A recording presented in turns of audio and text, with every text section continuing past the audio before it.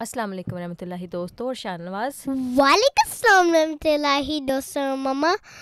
Welcome to our channel بیشا.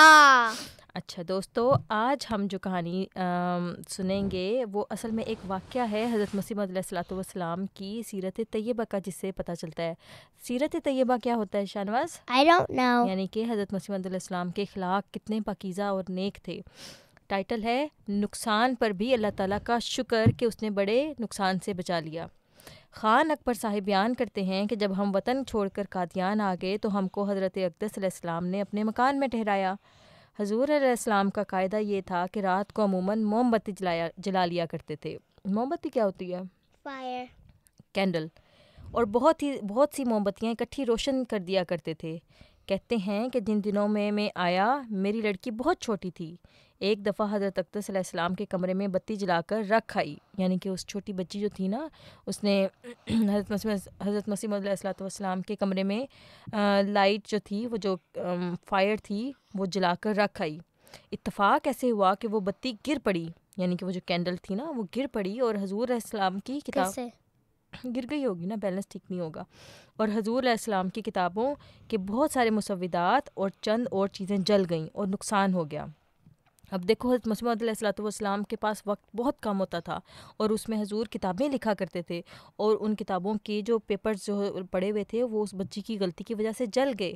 اور صرف papers ہی نہیں چلے، کچھ اور چیزیں بھی تھیں گھر کی جو کہ جل گئیں اور یوں نقصان ہو گیا.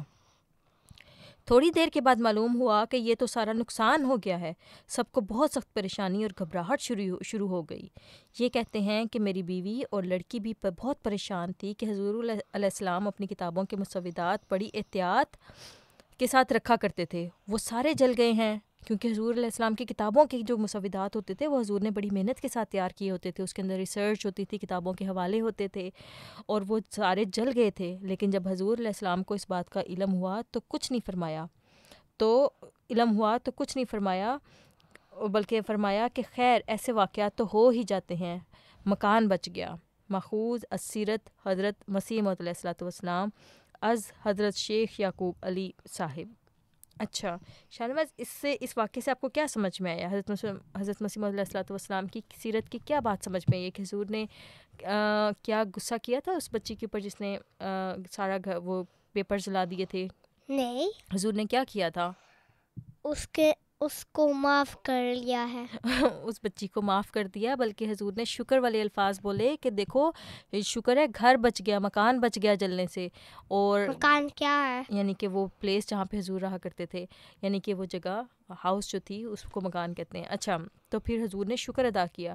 تو ہمیشہ یاد رکھیں کہ اگر آپ کا کبھی کوئی نقصان ہو جائے تو اس میں اللہ تعالیٰ کا شکر ادا کرنے کا اور ڈھونڈنے کا وجہ ڈھونڈنی چاہیے کہ کون سی ایسی بات اس کے اندر ہو سکتی جس کے وجہ سے ہم اللہ تعالیٰ کی طرف جھکیں اور اللہ تعالیٰ کا شکر ادا کریں. مثال کے طور پہ اگر آپ کی چوری ہو جائے تو آپ کو پتہ ہے پھر کیا کرنا چاہیے؟ اللہ تعالیٰ کا شکر ادا کرنا چاہیے کہ اور پلیز کال کرنا ہے. ہاں جی، اس کے علاوہ اللہ تعالیٰ کا شکر ادا کرنا چاہیے کہ آپ کی جان بچ گئی. جان زیادہ قیمتی ہے نا، وہ چور چاہتا تو آپ کو ہارم کر سکتا تھا.